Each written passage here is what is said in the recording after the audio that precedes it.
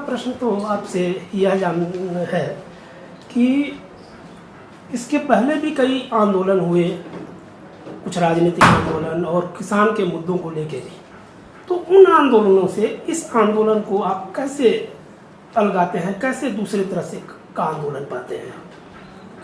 किसानों का समस्या बहुमुखी है, बहुमुखी उत्पादन का, बाजार का, प्रोसेसिंग का, ट्रांसपोर्ट का, मार्केटिंग का, बहुत सारे समस्या किसानों का है। और किसान का समस्या जो आज नया नहीं है, किसान का समस्या आज़ादी का पहले था एक तरीका का, आज़ादी का बाद फिर ये नया समस्या पैदा हुआ है। मगर इस समस्या दूर करने के लिए जो मुख्य हथियार होना चाहिए, सरकारी कृषि नीति होगा, जिसके आधार पर किसान को समस्या को इकट्ठा करके उसको दूर करने का पद्धति तय किया जाना चाहिए। ये है उसका हथियार। मगर हमारा दुख की बात यही है कि 73 ईयर्स में जितना कृषि नीति तैयार हुआ है, कोई कृषि नीति किसान का समस्या हल करने के लिए कोशिश नहीं किया गया है। हमारा कहना यही है कि कृषि नीति होना चाहिए, उसका केंद्र में किसान न रहना चाहिए, किसान के ऊपर नीति है। तो किसान को सेंटर में रखते हुए उसका उत्पादन, उसका ट्रांसपोर्ट, उसका प्रोसेसीकरण, उसका मार्केटिंग, उसके एक्सपोर्ट इंपोर्ट, सारे पॉलिसी पेरीफेरी में आना चाहिए, सेंटर में किसान रहना चाहिए। ये हमारा मांग है। मगर 73 साल से जितना आज तक कृषि नीति तैयार हुआ है, वो सेंटर में कभी किसान के नहीं रखा गया। सेंटर में नहीं रखा, सेंटर में उत्पादन, उसका प्रोडक्शन, उसका मार्केटिंग, एक्सपोर्ट, इंपोर्ट, ये सब सेंटर में है और किसान उसका पेरीफेरी में है, इर्द गिर्द में है। इसके वजह से किसान का जो समस्याएं हैं वो कभी एड्रेस नहीं होता है। मार्केटिंग चाहिए, जो मार्केट व्यापार करता है उसको सुविधा देने की व्यवस्था हुआ। उत्पादन चाहिए, उत्पादन देश के लिए ज़रूरत है तो देश उत्पादन बढ़ाने के लिए ज़रूरत है। मगर किसान जो उत्पादनकारी है, जो अन्नदाता है, उसका दुख दर्द क्या है, उसका एक एक समस्या क्या है, उसका एक एक समस्या कैसे दूर किया जाएगा, इसके आधार पर जो नीति होना चाहिए, ये नीति आज तक नहीं हुआ। इसलिए आज किसान का समस्या बढ़ते गए। आज़ादी के बाद किसान समस्या बढ़ते गए और बाद में जब गैट समझौता हुआ और हमारा आर्थिक व्यवस्था जो विश्वकरण हो गया, वैश्विक अर्थनीति का भारत का अर्थनीति जोड़ गया, तब क्या हुआ, ये जो प्राइवेटाइजेशन, निजीकरण का सारे सवाल आ गया और सरकार धीरे धीरे उत्पादन का काम से हाथ उठा लिया। सरकार दूर हटने लगा।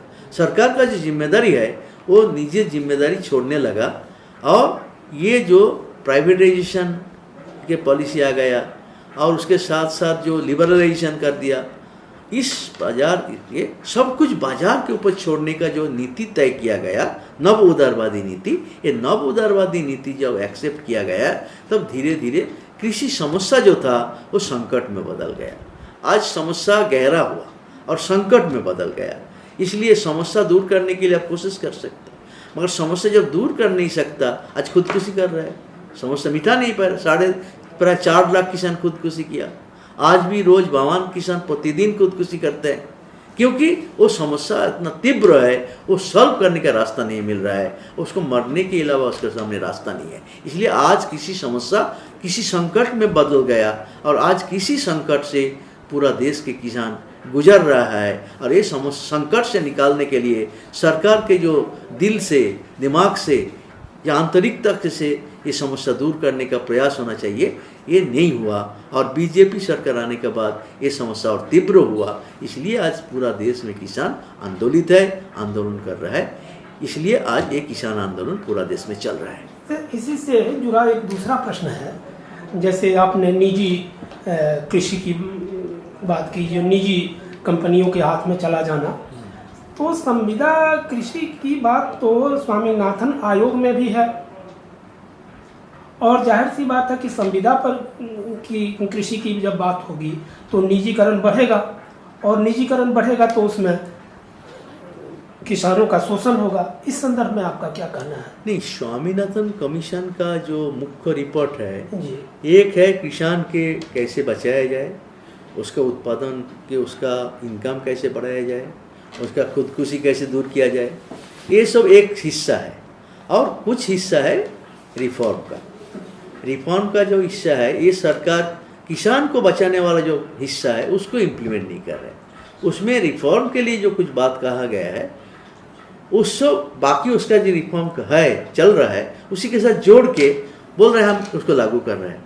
असल में जिस लिए स्वामीनाथन कमीशन बना था, उसके जो मकसद था किसान को बचाना, उसका फसल का सही दाम देना, उसका कर्जा का समस्या से उसको मुक्त करना, उसका उत्पादन में उसका भागीदारी बढ़ाना, उसका मार्केट में उसका सुविधा देना, सरकार से उसको मदद करना, उस किसान रिलेटेड जो हिस्सा है उसको इग्नोर किया गया है। इसलिए स्वामीनाथन कमीशन रिपोर्ट को लागू करने के लिए किसान आंदोलन कर रहा है। हमारा आंदोलन भी एक लक्ष्य है। सर, इसमें है स्वामीनाथन आयोग में जो किसानों की आमदनी बढ़ाने की बात है कि उनकी आर्थिक स्थिति मजबूत कैसे की जाए, तो उन्होंने क्या किसानों के जो श्रम है उसको स्किल्ड लेबर माना कि अनस्किल्ड लेबर माना?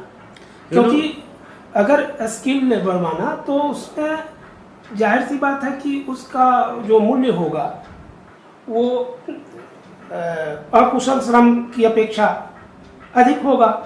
और किसान चूंकि पारंपरिक ढंग से प्रशिक्षित होता है, क्योंकि उसको अप्रशिक्षण नहीं कर सकते, एक लंबी परंपरा होती है। किसी को भी आप किसी कृषि कार्य के लिए भेज दीजिए तो वो कर लेगा, ऐसा संभव नहीं होगा। उसके लिए भी एक खास तरह की वो ट्रेनिंग होती है। ठीक है कि वो दूसरे तरह की ट्रेनिंग नहीं है, वो परंपरा से सीखता है। मगर वो जो बात, ये बात सही नहीं है। आप कोई भी इंजीनियर, डॉक्टर और प्रोफेसर को बोलो, एक भी बीज उगा नहीं सकता, एक भी पौधा को जिंदा रख नहीं सकता, उसकी क्षमता नहीं है। स्किल के बिना ये कर सकता। आज जो किसान हमारा, सुनिए, आज जो हमारा देश में खाद्य का कमी था, भारत बराबर हम भूखे मरते थे, ये भारत का इतिहास था। मगर जब किसान अपना उद्योग से जो थोड़ा सा सरकारी मदद लेके जब उत्पादन बढ़ाया, आज हम स्वयं संपूर्ण हो गया।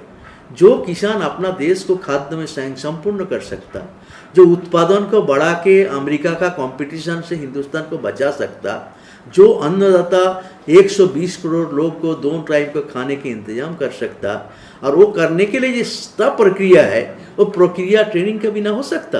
आप सोचता है आपका कोई बड़े पंडित आके इंस्टीट्यूट में ट्रेनिंग दिया, वो ट्रेनिंग है, और वो जो रोजमर्रा अपना जिंदगी का आधार पर सीख रहा है वो ट्रेनिंग नहीं है, वो स्किल्ड है। इससे बड़ा स्किल कोई नहीं हो सकता।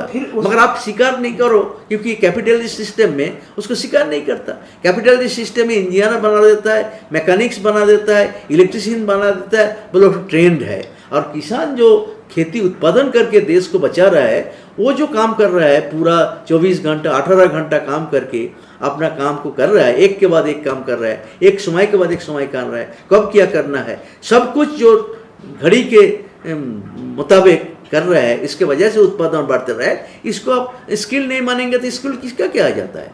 ये झूठ है। जो बोलते स्किल नहीं है वो झूठ है, वो किसान का दुश्मन की तरह बात कर रहे हैं। तो इसका मतलब कि आप मानते हैं कि जो किसानों को मजदूरी मिलनी चाहिए, उनका जो श्रम का मूल्य हो वो स्किल्ड माना जाए। डेफिनेटली जो काम वही कर सकता, स्किल लोग कर। आप जो इंजीनियर है ये बिल्डिंग बना सकता, हम नहीं बना सकता है, इसलिए हम इंजीनियर नहीं है। मगर हम जो खेती में उत्पादन करता है तो हमारा स्किल को आप स्वीकार करो, आप नहीं कर सकता। आप जब कोई तोलमोल करेंगे ईमानदारी से करो ना। मजदूर के लिए, इंजीनियर के लिए, डॉक्टर के लिए उसका ट्रेनिंग को आप ट्रेनिंग मानेंगे। और खेती जो चला रहा है हजारों साल से परंपरा से ही सीखता है, बाप से बेटा सीखता है, बेटा से बाप सीखता है, वो सीख के करता है। बिना सीख के कोई एक दाना भी उगा नहीं सकता। तो इसको स्किल मानना जरूरी है। तो सर, ये जो न्यूनतम समर्थन मूल्य जो कह रहे हैं, तो तो उसकी अपेक्षा जब इसको स्किल्ड मानेंगे तो जाहिर सी बात है कि उससे इसका मूल्य कई गुना ऐसे ही बढ़ जाएगा, फिर न्यूनतम समर्थन मूल्य की कोई ज़रूरत नहीं रहेगी। क्योंकि दूसरे प्रोडक्शन से इसका प्रोडक्शन में फ़र्क है। एक आपको जो कारखाना में प्रोडक्शन होता है वो प्रोड्यूसर जो है वो अपना प्रोडक्शन के बाद अपना प्रोडक्शन को दाम तय करके बाज़ार में भेजता है। हर भी कपड़ा हो, मशीन हो, कार हो, सब प्रोड्यूसर अपना प्रोडक्शन का दाम तय करके बाज़ार में भेजता है, मगर किसान का अपना प्रोड्यूसर का दाम तय करने का हक नहीं है। ये कैसे चलेगा? किसान अपना प्रोडक्शन का दाम तो तय नहीं करे, वो कुछ लोग बैठे हैं ठंडा घर में, वो तय कर देता है और ज़्यादातर झूठ प्राइस तय करता है। APSC, MC, CACP जो दाम तय करता है, वो हमारा अनुभव है पूरा सब ऑलवेज 99% क्षेत्रों में वो खर्चा से कम होता है। तो कहने का मतलब कि कोई ऐसी भी कानूनी प्रक्रिया होनी चाहिए जिसमें स्किल्ड लेबर उनको दिया जाए किसानों को। हाँ, कॉस्ट सुनो, दोनों को, इंडस्ट्री और खेती को एक ही तरह देख नहीं सकता। आपको दिमाग थोड़ा साफ होना चाहिए, देशवासी को, इंजीनियर को, पंडित को, पॉलिटिशियन को। किसान को, जैसे मैं बोला, किसान कैसे फसल का दाम मिलेगा, क्योंकि वो दाम तय नहीं कर सकता, दाम तो तय कर देता है सरकार। तो उसको दाम तय करने के लिए क्या होना चाहिए? सरकार को बाध्य होना चाहिए कि तो रूल्स में होना चाहिए ना जी। क्या रूल्स होना चाहिए? इसलिए हम आंदोलन किया, इसलिए स्वामीनाथन कमीशन हुआ। स्वामीनाथन कमीशन ने बोला किसान का जो संकट है उसका मुख्य कारण है उसका फसल का दाम नहीं मिलना।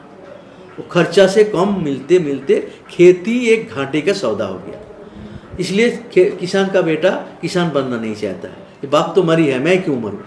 दूसरे काम, आज भी हिंदुस्तान में एक ये हुआ, समीक्षा हुआ, 100 में 41 किसान बोला कि भाई हमको दूसरा कोई काम मिल जाएगा, हम खेती छोड़ देंगे क्योंकि खेती में नुकसान है। तो आज क्यों हो रहा है नुकसान? इसको बचाने का जिम्मेदारी किसका है? देश का नहीं है।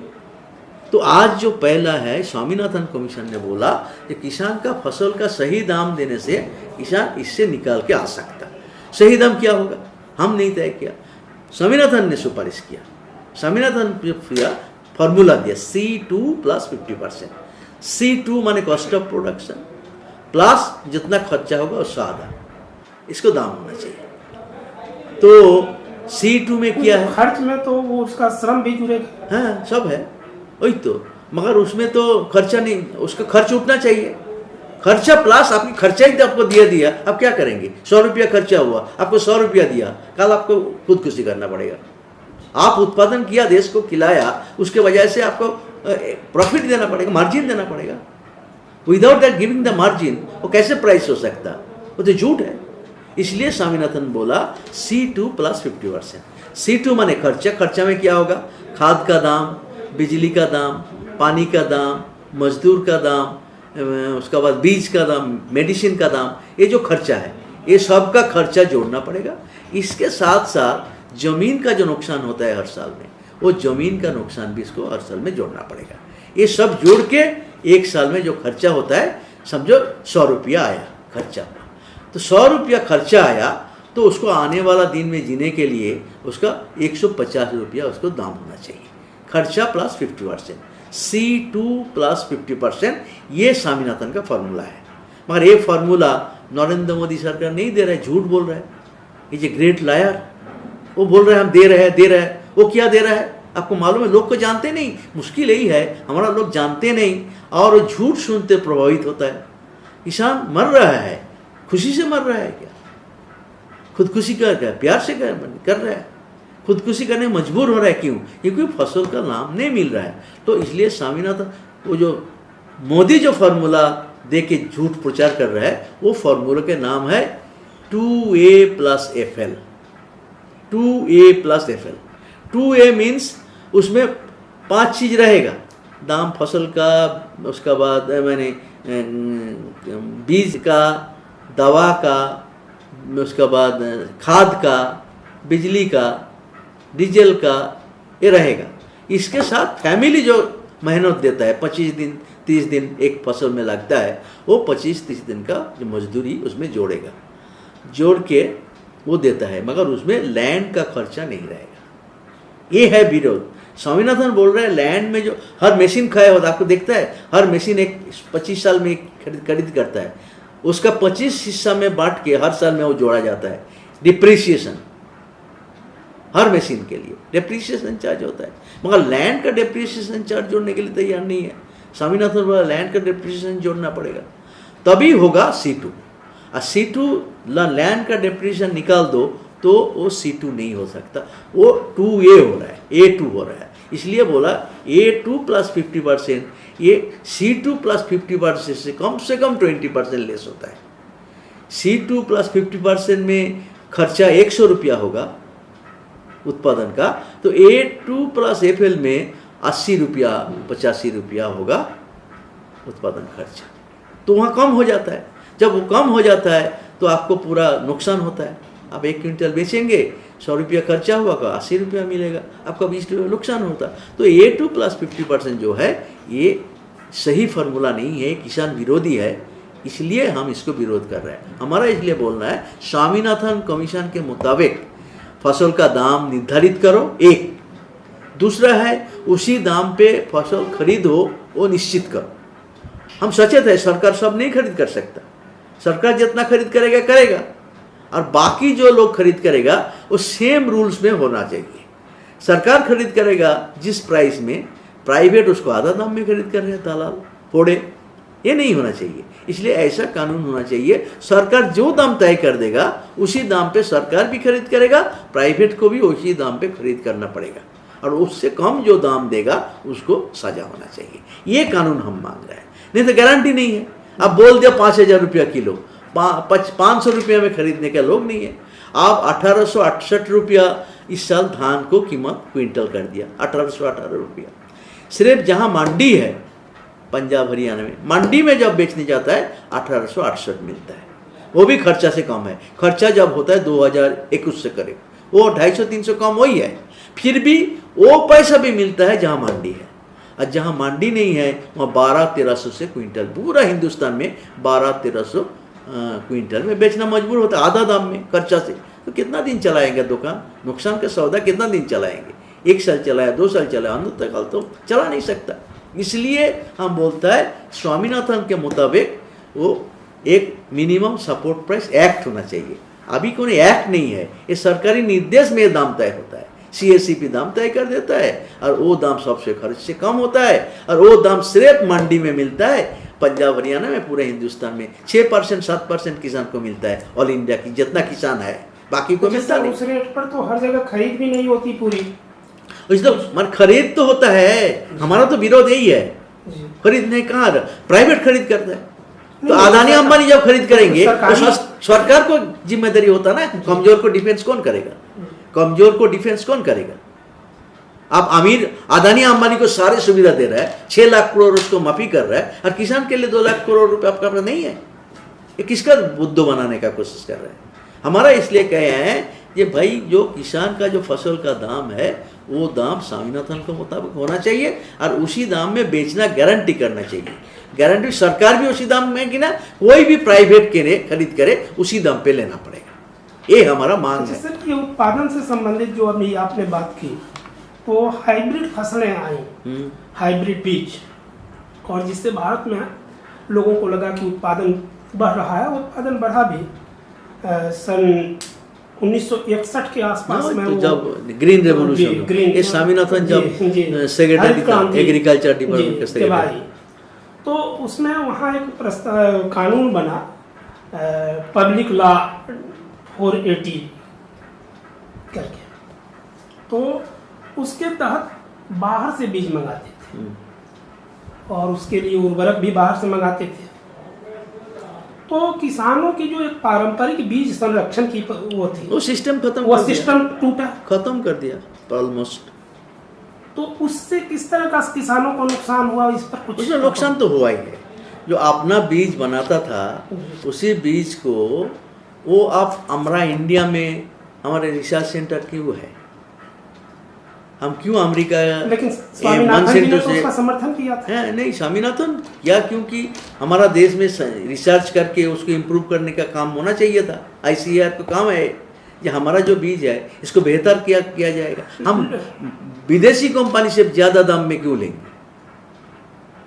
उस समय स्वामीनाथन सरकारी नीति चालू किया था, मगर वो संपूर्ण सही नहीं। हम तो बोल रहे हैं सही नहीं है, आपको तो मानना पड़ेगा। स्वामीनाथन बोला भगवान नहीं है स्वामीनाथन। यानी कि उन प्रस्ताव जो सिफारिशें हैं उसमें से कुछ चीजें ग्रीन रेवोल्यूशन में जो रास्ता निकाला गया था, थोड़ा उत्पादन बढ़ा था, वो उसमें सिर्फ धनी किसान का कुछ फायदा हुआ था।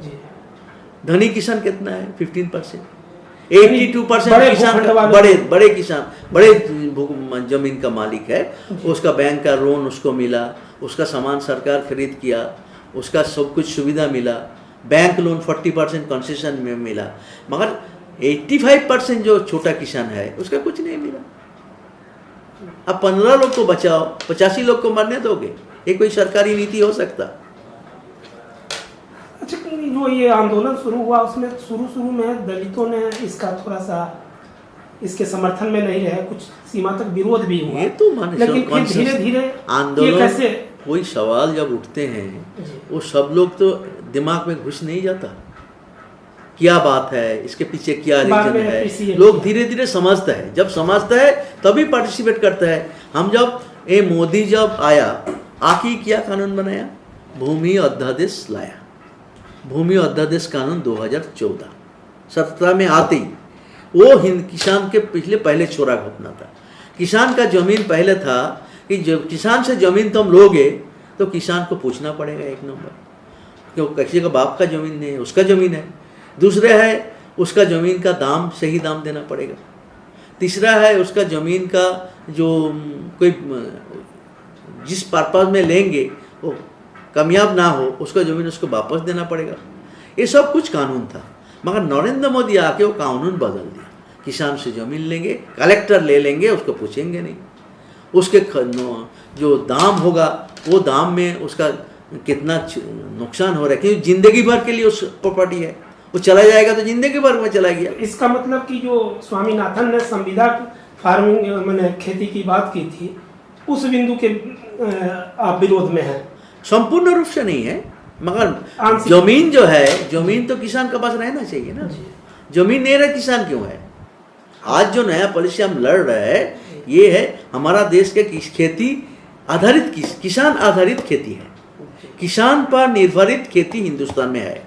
अभी आमदनी अंबानी आधारित खेती बनाना चाहते हैं।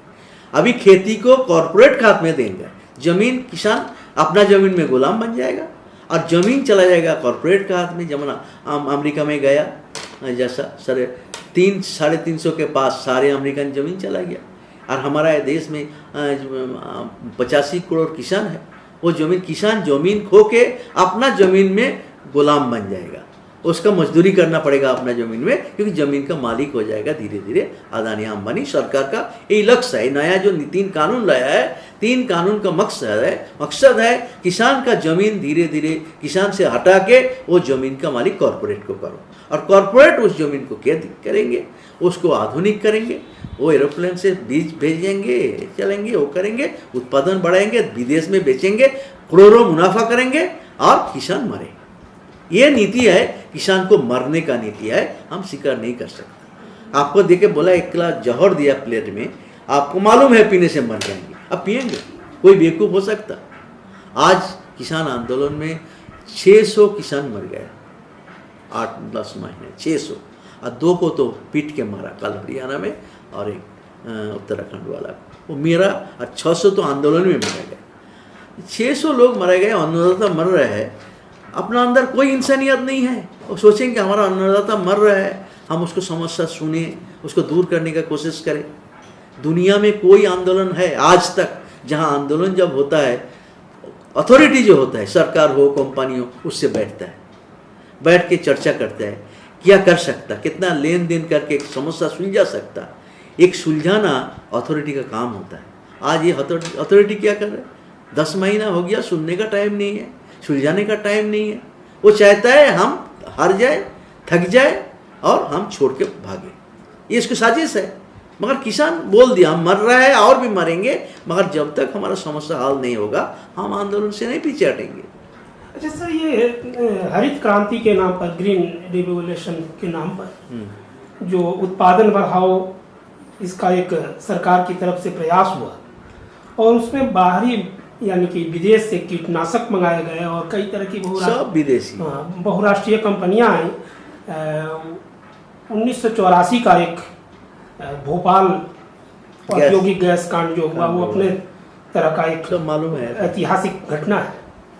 तो ये कीटनाशक का जो प्रयोग बढ़ा कृषि में, उसको उसने क्या किया कि भारतीय कृषि परंपरा को डिस्टर्ब किया। वो तो किया, जैसे जैविक खेती होती थी तो उनकी उस उर्वरता जो थी वो नष्ट नहीं होती थी। यस, उनका यह मानना था कि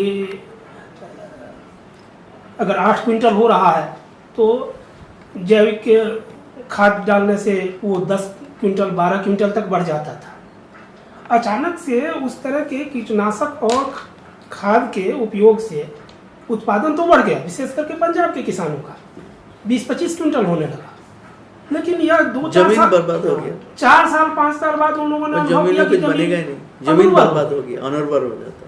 तो इसलिए उस समय तो भाजपा की सरकार नहीं थी, कांग्रेस की सरकार थी। कोई भी, हम कहो 70 साल बोला ना, 70 साल में जितना कृषि नीति हुआ, सब कृषि नीति किसान को किनारे में रख के किया गया। सब कृषि नीति से किसान मरा है। आज किसान अचानक नहीं मरा है। पहले कांग्रेस के ज़माने में किसी समस्या तैयार हुआ और बीजेपी के ज़माने में किसी समस्या संकट में बदल गया और तीव्र हुआ। ये समस्या तो हो रहा। जब तक नवोदारवादी नीति हम एक्सेप्ट किया गैर समझौता के बाद, भारत का बाजार को विश्व बाजार के साथ मिला दिया, तो कोई प्रोटेक्शन नहीं है। तो इस संकट के लिए अगर कांग्रेस तो जिम्मेदार है ही, या भारतीय जनता पार्टी की सरकार एक अपराधी की स्थिति में है, बहुत बढ़ा दिया। ये तो है।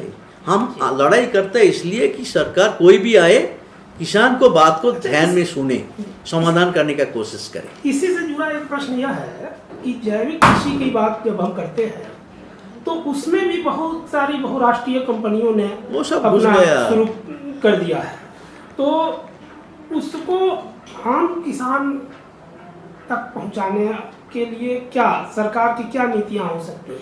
हमारा यही कहना है, ये जो सरकार तो तय नहीं कर रहे ना, हमारा अपना सुनिए, है गलत कर। हमारा कहना चाहिए था, जैसा हमारा बीज को उन्नत करने के लिए हमारा ICAR जो है रिसर्च सेंटर है, उसको रिसर्च करके हमारा देश का परिवेश का, ये जो विदेश से बीज होता है उसी का देश के परिवेश में वो बढ़ाया, हम उसको यहाँ लागू करने की कोशिश कर रहे हैं। इंडियन का एटमॉस्फेयर, जलवायु यहाँ कैसे होना चाहिए, जलवायु का नुकसान ना करके उत्पादन कैसे बढ़ाना चाहिए, हमारा एटमॉस्फेयर में गवेषणा करके रिसर्च करके हमारा बीज को उत्पादनशीलता बढ़ाना चाहिए।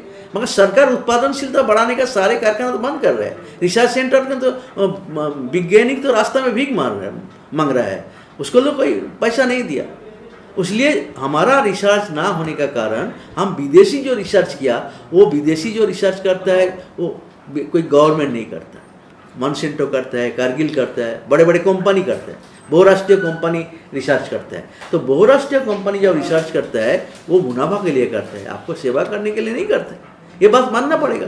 जब नहीं मानोगे तो आप ठीक है उसके साथ जाओ, और जब मानोगे तो आप समझोगे नहीं ऐसा नहीं, उसके हाथ से किसान को बचाना है। अच्छा सर, इसी से एक पूरा राजनीतिक प्रश्न है, चूंकि आप बहुत लंबे समय से राजनीति से जुड़े रहे हैं।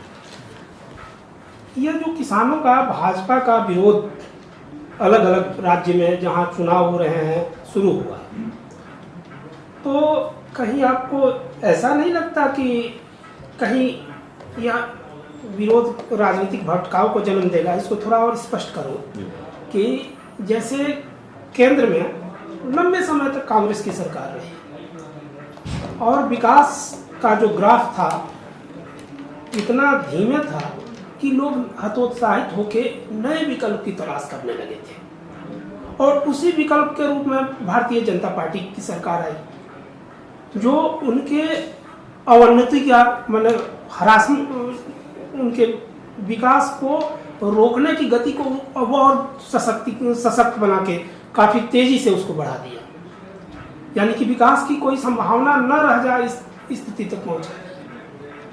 तो कहीं ऐसा तो नहीं होगा? ये मूल्यांकन आपका सही नहीं है। पिछले 15-20 साल का जीडीपी का ग्रोथ देखो और 7 साल में जीडीपी का ग्रोथ देखो, बहुत बड़ा नहीं है। जी। खेती का उत्पादन हम स्वयं संपूर्ण बहुत दिन पहले ही हो गया। लेकिन दूसरी राजनीतिक पार्टियां उस ग्राफ को बढ़ाएंगी, इसकी क्या गारंटी होगी? नहीं, बढ़ाया कौन नहीं। आज मनमोहन सिंह जो किया था जी। ये वही रास्ता था, माने जो संस्कार का रास्ता था। ये तो बेचने का रास्ता लिया ना, संस्कार कहाँ कर रहे हैं ये सारे। हम बोलते हैं गांव में कहावत है कि बाप दादा जो संपत्ति बनाया था, एक लौंडा बदमाश लड़का बन के सारे बेच के खा गया। ये गांव में बात है ना, आपको मालूम है। तो आज 70 साल में हम जितना बचाया था, आज 6 लाख करोड़ में हम अपना संपत्ति बेचने का तय किया है। एक पैसा संपत्ति बना नहीं रहे, जो संपत्ति था वो बोल रहा है पिछले कुछ नहीं हुआ, तो कुछ नहीं है तो 6 लाख करोड़ कहाँ से आएगा? आसमान से गिर रहा है, मोदी का बाप का जेब से गिर रहा है। पैसा कहाँ से आ रहा है? ये हम संपत्ति बनाया था खून पसीना से, ये संपत्ति बेच के मोदी वो पैसा उड़ाने का काम कर रहे हैं। ये तरीका है क्या? जी सर, इससे जुड़ा एक प्रश्न और है कि जब किसानों ने देखा कि खेती से हमारा न्यूनतम खर्च भी नहीं चल सकता, न्यूनतम खर्च का मतलब कि भोजन, चिकित्सा व्यवस्था और बच्चे को पढ़ाना, यह भी अगर नहीं चला सकता, तो वो उन लोगों ने रोजगार की तलाश की और धीरे धीरे कृषि से पलायन हो रहा है। और ये संख्या अगर हम देवेंद्र शर्मा जी की बात माने तो बहुत तेजी से बढ़ी, जितना अनुमान था लैंड लूजिंग बढ़ रहा है ना जी। तो उसको रोकने की दिशा में क्या कुछ योजना हो सकती है? क्योंकि इस सरकार ने तो वहाँ रोजगार को भी खत्म कर दिया और यहाँ भी रोजगार नहीं है, इधर कृषि व्यवसाय को भी समाप्त कर दिया। तो ऐसी स्थिति में खुदकशी की संभावना अधिक बढ़ती है। नहीं तो इसलिए तो बोल रहा है ना, जो नीति तो, सबके पीछे अंदर जो है वो नीति है।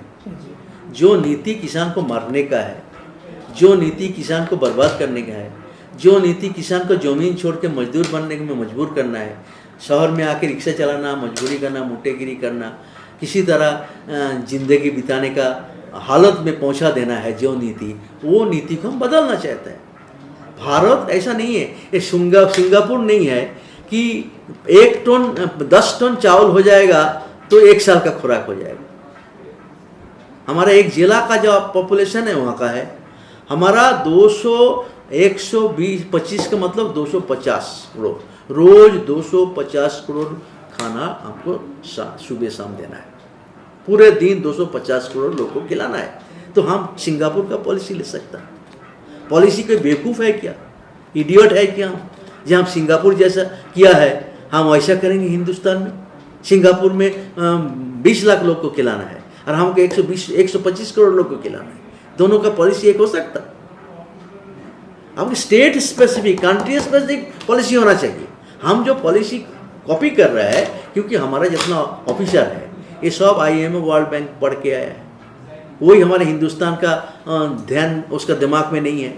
IMF वर्ल्ड बैंक में नौकरी करके आया है।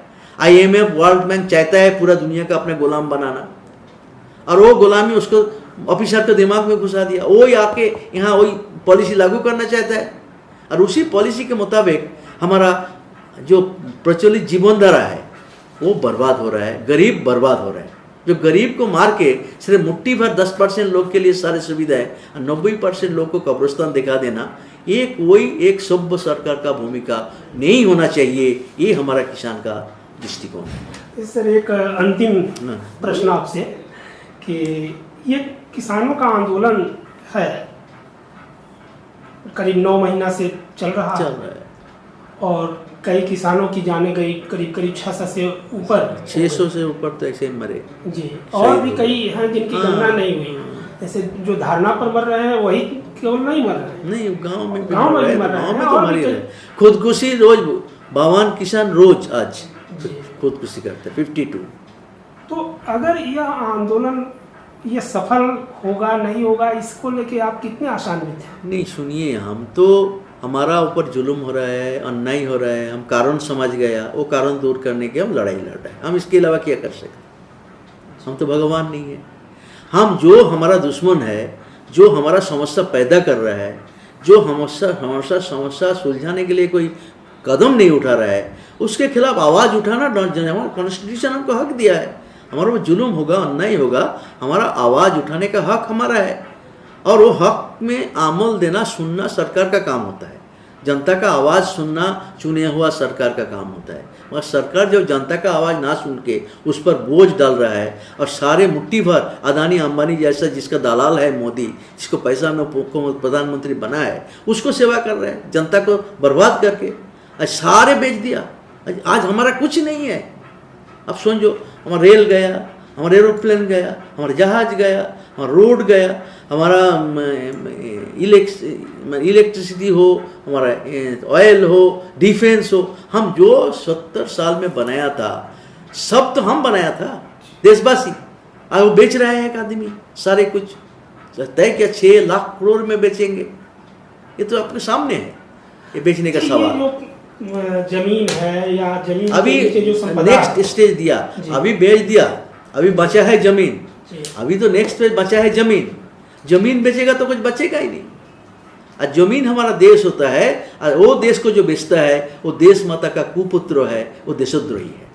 देश बेचने का काम है। देश जमीन, देश तो जमीन है। जमीन के नीचे जो खनिज संपदा है, जल है या और भी पदार्थ है, तो बहुराष्ट्रीय कंपनी को यह देने का मतलब है कि उसका शोषण हो रहा है। सब शोषण तो हो रहा है। दूसरे जैसे ये कहीं कोई चीज बना रहे हैं, उसमें जल का उपयोग कर रहे हैं, तो इस पब्लिक की जो एक तरह की यहाँ के देश के लोगों की संपदा है, उसका सरकार दुरुपयोग कर रही है। तो इसको लेके क्या नहीं, वो तो है ना भैया, पॉल्यूशन क्यों बढ़ रहा है जी।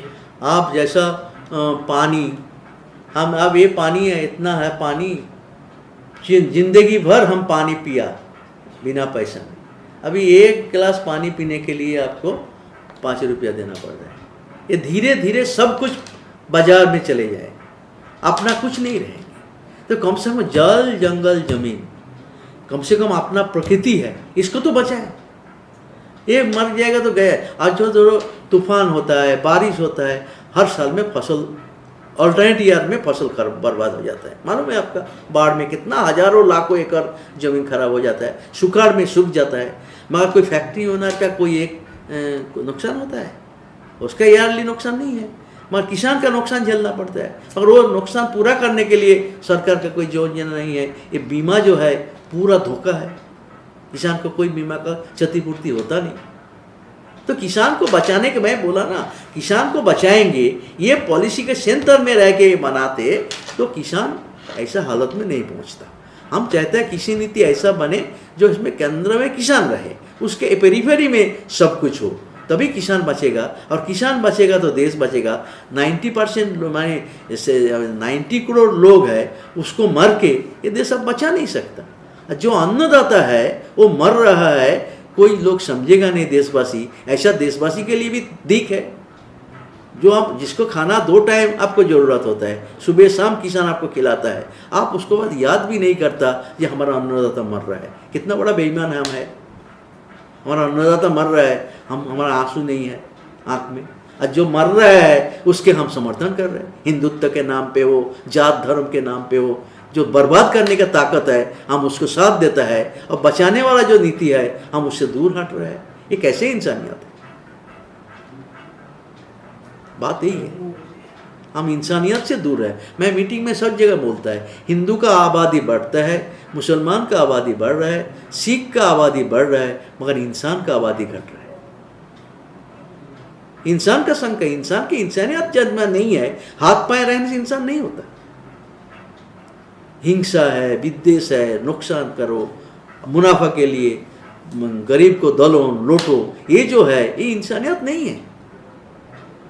ये हिंसक प्राणी का मानसिकता है, और उसी में हम बल देता है, सरकार उसी को मदद करता है।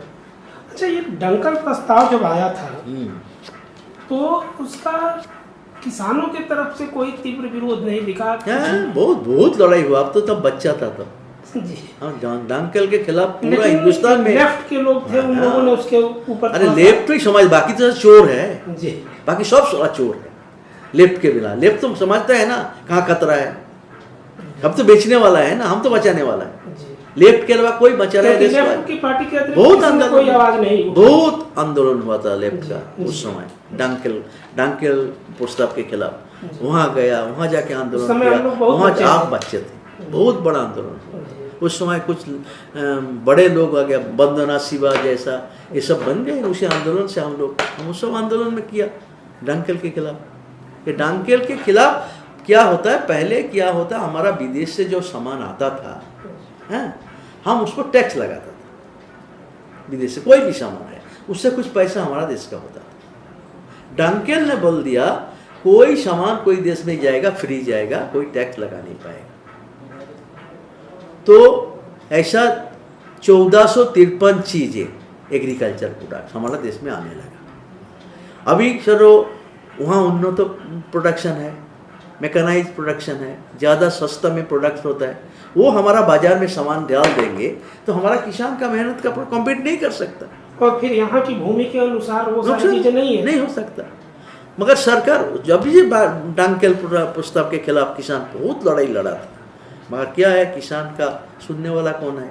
आजकल शहर में बुद्धिजीवी तो जो मिला जुला के एक निष्कर्ष आप ये दे रहे हैं कि किसान संबंधी जो भी नीतियां बनाई जाए उसमें किसानों की सहभागिता भी हो, किसान से बात करो तो उन मुद्दों पर जो अनुभवी किसान है, अनुभवी किसान से मेरा तात्पर्य है जो दीर्घकालिक कृषि कर्म से जुड़े हुए हैं, कृषि कार्य से जुड़े हुए हैं, उनसे भी इस पर सलाह ली जाए। नहीं, जरूर। जिसका लिए आप कानून बनाएंगे उससे पूछना चाहिए ना, ये कानून बना रहा है, इसमें तुम्हारा ओपिनियन क्या है, इसमें कोई नहीं, किसान के पूछा नहीं, बना रहा है। ब्यूरोक्रेट दिल्ली में बैठे बैठे वो जिंदगी में खेती देखा नहीं, जमीन में कोई पाँव नहीं लगाया एक दिन, वो जमीन के सारे कुछ जानकार हो गया, और जो जानकार है उसको सुनने वाला कोई नहीं है। इसलिए कोई नीति जो होता है वो बैरन बांझ होता है, बांझ नीति होता है, वो वास्तव नीति नहीं हो सकता। जो जमीन से नहीं आता, जो भुगत रहा है उससे बात करके नई नीति बनाओ तो वो नीति को भी उसके भलाई नहीं कर सकते।